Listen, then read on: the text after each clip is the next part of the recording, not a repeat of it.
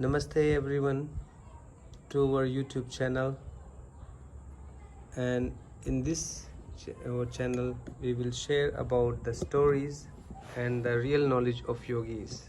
So today is the story part and episode 1. In this episode we will talk about Himalaya Yogi, the Swami Bhramaleen Swami Shri Yogesweranand Sarasvati ji. So the yoga which we know right these days in all over the world, so he is the one who helped it to spread a lot. So he is Bhramaleen Swami Yogesweranand Saraswati ji, our great grand Gurudev. So Rajyogi Brahmanistha Yogi Pravara Shri 108 Brahma Rishi Swami Yogesweranand Saraswati ji Maharaj. So this is the life story of our great grand Gurudev. So we will begin the story of his life and why the story of yogis are important in yogic practice and also in daily life, because usually we would have many different kind of thought and thinking in our mind, and we're thinking this or that about every different thing. So we also should have positive things. So what is the way to generate positive things? What is the way to motivate yourself to do something impossible? That way is yoga. So yoga is the way. So in yogic practice, how we should practice yoga, that is the one aspect. So one aspect come the story of yogis, because that can help us to generate positive thinkings.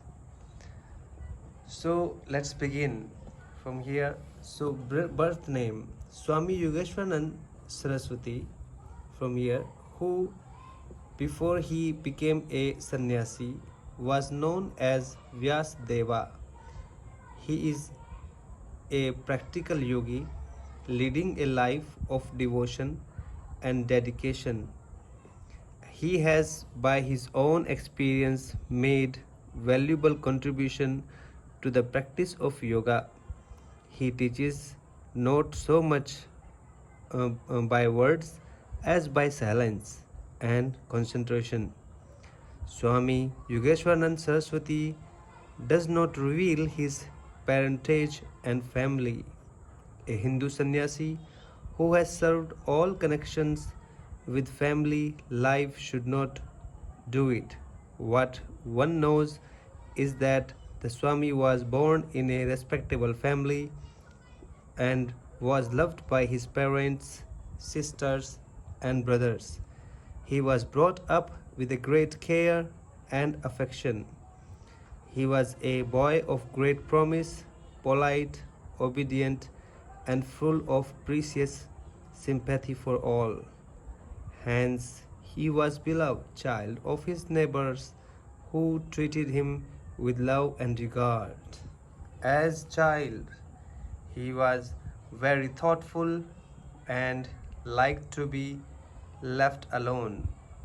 So I will stop little by this point, because if you read any story of yogi, so something would common you would find.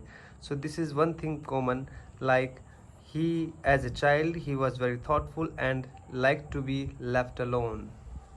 So this was the one of the quality of yogis in childhood. He did not mix up with the boys of his neighborhood and did not associate much with the classmates when in school. While yet only in early teens he became a problem for his parents, who could not understand why he was so much full of thoughts and avoided society of boys of his age. Little did they know that he would become a great yogi. Like another religious leaders, he used to speculate about God and soul and their mutual relations. He would raise questions and try to answer them, but not satisfied, and continued to thrust for right answers. Young Vyasadeva desired to know the true nature of Brahma, Jiva, Prakriti. He was anxious to know why a man suffers trouble and pain, and therefore he was in quest of a man who could explain the mystery and show the way of the pain and sorrows of the world. Contact with Swami Ramananda. One day he was told that Swami Ramananda Giri had come to live in the city. Vyasadeva went to see him. Accompanied by a friend, Swami Ramananda took no time to understanding the greatness in this boy of 12 years. He felt much impressed by his intellect and earnestness. Vyasadeva also felt much impressed by Swami Ramananda. Vyasadeva was regarding in the sixth standard, reading in the sixth standard. His second language was Urdu, and he knew nothing of Hindi and Sanskrit. So Ramananda advised him to study both these languages, but they were not taught in school where he was a student. The Swami, however, asked young Vyasadeva to come to him to learn Hindi and Sanskrit in his spare time. Vyasadeva felt deeply impressed by Swami Ramananda and began to receive lessons from him. The Swami began to emphasizing on Brahmacharya, and young Vyasadeva took no time in realizing the importance of a life of complete celibacy and took a vow to observe it in 3 or 4 months. Vyasadeva finished 5 books of Hindi and acquired rudiments of Sanskrit. Swami Ramananda explained to young Vyasadeva the greatness of the lives of Shankar, Buddha, Dayananda. The young student felt influenced by their stories and aspired to emulate these great men and become a true brahmachari and a great yogi. So here he mentions Swami Ramananda explained to young Vyasadeva the greatness of lives of Shankaracharya, Buddha, and Maharishi Dayananda. So these were the great yogis, and so he recite him their story. So he got inspired with that. So that gives a big impression. So that is why we should read stories and we should know the stories of a great yogi. So the Ramananda explained to him how Buddha renounced his princely life and preached to the world how to conquer desire and escape from pain. He also told him that Shankar thought this isn't when Buddhist and nihilism had separated in India, and Dayanand delivered a message of going back to Vedas and thus reconstruct society and free the country from foreign yoke. Sacred thread ceremony.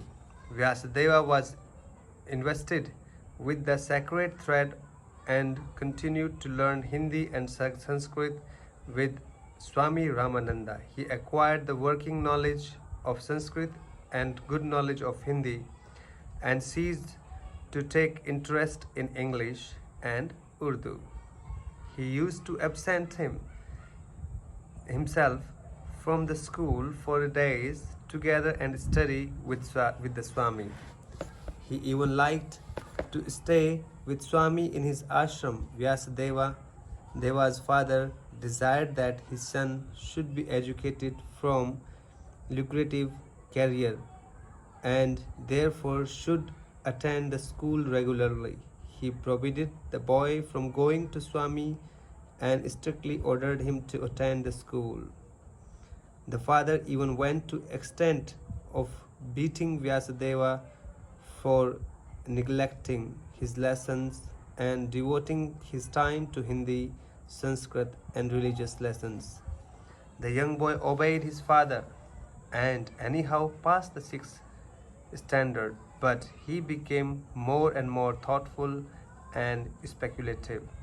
His father was now afraid that Vyasadeva would probably renounce home and turn a sadhu.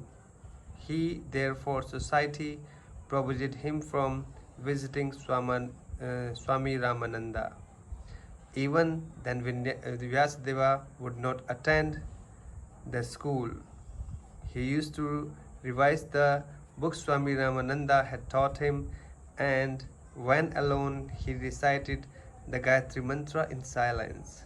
Swami Ramananda had told him that recitation of Gayatri Mantra helps a man in realizing his noble object. Vyasadeva has sometimes so lost in the recitation that he used to forget to take his lunch or dinner. So Grand Gurudev get too much deep into Gayatri Mantra, he would forget his lunch and dinner when he was only 12-year-old. Now next is father's anxiety. Vyasadeva's father was sorry that his son persisted in his strange ways and desired that he should be trained for some career. He therefore sent the boy to his elder sister to serve as an apprentice at the shop of her husband's. But Vyasadeva did not change, continued to recite Gayatri. He took no interest and all in his apprenticeship, hence his father had no recall him home. The young boy grew more and more mysterious for his parents. He would occupy some lonely corner and there be observed in the muttering Gayatri. He avoided the society of the member of his own family. This made him an object of ridicule by them. He would not desist from the path he had chosen for himself. He began to realize that his stay at home was an obstacle in the way of his learning the practice of yoga and acquiring the knowledge of Sanskrit.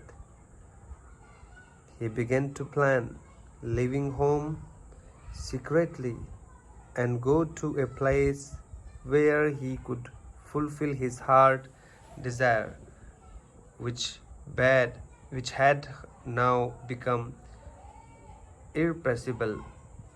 Leaves home. Now Grand Gurudev going to leave his home.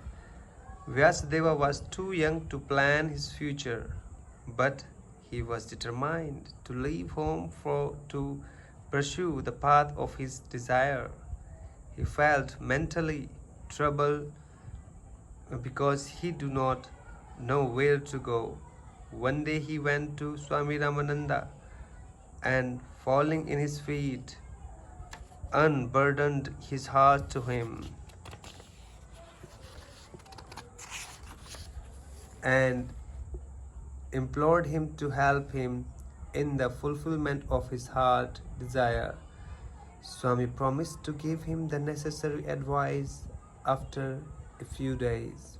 One day Vyasadeva's mother most affectionately spoke to him. "What has happened to you, my son? You have ceased going to school, and night and day you are brooding over something. You don't even mix up with your brothers and sisters, and are always muttering something. This is not the time for it. You must prepare yourself for a useful career so that you may live happily. The boy said, I feel no interest in studying Urdu and English. I desire to learn Sanskrit in order to be able to study our religious books. Kindly admit me to some Sanskrit school. I have resolved to lead the life of celibacy. Learn Sanskrit and practice yoga. The mother explained to him how difficult was to observe brahmacharya, but could not dissuade him from his determination. He only wanted his mother to bless him that he might realize his aim.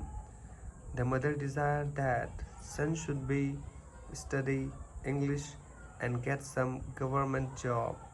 She did not like that he should become a sadhu. Eventually, she realized that the boy's resolve was unshakable and requested her husband to admit him in some gurukul. But the father could not reconcile him to the idea of strongly reprimanded the young boy for his obstinacy. Vyasadeva visited Swami Ramananda after 4 days. He repeated his former request. The Swami suggested him the names of 3 or suitable places and gave him necessary letters of introduction. The desires for leaving home now grew so strong in Vyasadeva that he was restless and was anxious to go and find suitable preceptor who could lead him to the road to spirituality. Midnight came. His parents and brothers and sister fell asleep. The idea came to him that he should leave home immediately. He was not even for a moment deterred by parental affection, and with a sum of 700 rupees and a blanket on his person, he left home on a summer midnight. It was for the first time that he was going out alone. It was a deep and dark midnight. In front of him was a dense forest full of fears. Anyhow, he crossed it, but did not yet know which way to go. When morning dawned, his parents and sister and brothers were frightening not to find in home and made an anxious search with where but found no trace of him. They cried piteously and sent men in quest of him. Ignorant of the right way, Vyasadeva walked along the canal. He was most anxious to safeguard the money and had on his person, and was in constant fear of being robbed. He trucked it on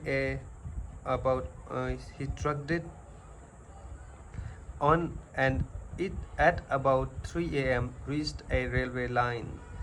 There was a path along in which he now followed, all the time fearing that his father's men might be pursuing him. After walking 18 miles, he reached a village. It was now broad day. He was dead tired and very hungry. He could not find no shop where he could purchase food. He then saw an old lady coming with a milk pot on her head. Vyasadeva asked her if there was any shop near about where he could get something to eat. She replied that there was no such shop, but he was welcome to her house and she would be glad to feed him. Vyasadeva followed her, and she gave him good food to eat. He thanked her immensely for her kindness.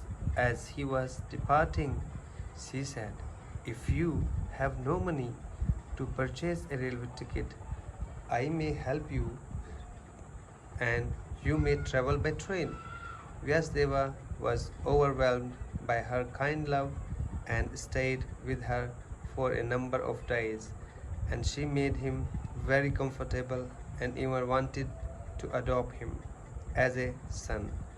But he thanked her and said that his life aim was different and he wanted to go Haridwar, which is now situated in Uttarakhand city before Rishikesh.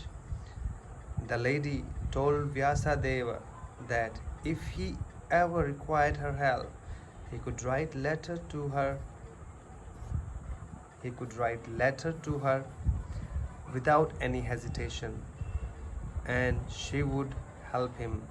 The young man thanked her heartily and took leave of her. While going to Haridwar by train, he had 4 sadhus as fellow passengers, who came to know in the course of their talk with him that he was proceeding there to study Sanskrit and learn the practice of yoga. They were pleased that he had such noble idea and took him to a cottage where they kept him comfortably for 3 and 4 days, and then introduced him to Swami Tejnath, who was a yogi and lived in Patanjali ashram. He was glad to know that Vyasadeva had such noble aims and agreed to give him lessons in yoga. Later on, Saint took Vyasadeva to Mohan ashram and introduced him to Swami Hitananda, who delighted to meet the young, whose desire to learn Sanskrit was so keen. Hitanand was the director of Sanskrit school founded by Seth Baldeva Singh of Dehradun, named after his son Mohan. Nanuram Shastri was the teacher of Sanskrit in this institution. So that's all for today. Next episode you will see tomorrow, and I hope you enjoyed this little journey about a yogi of Himalaya and learn about his practices and how great he was. This is Hindi version and English version. So that's all for now. Thank you. Namaste. Keep sharing. Om.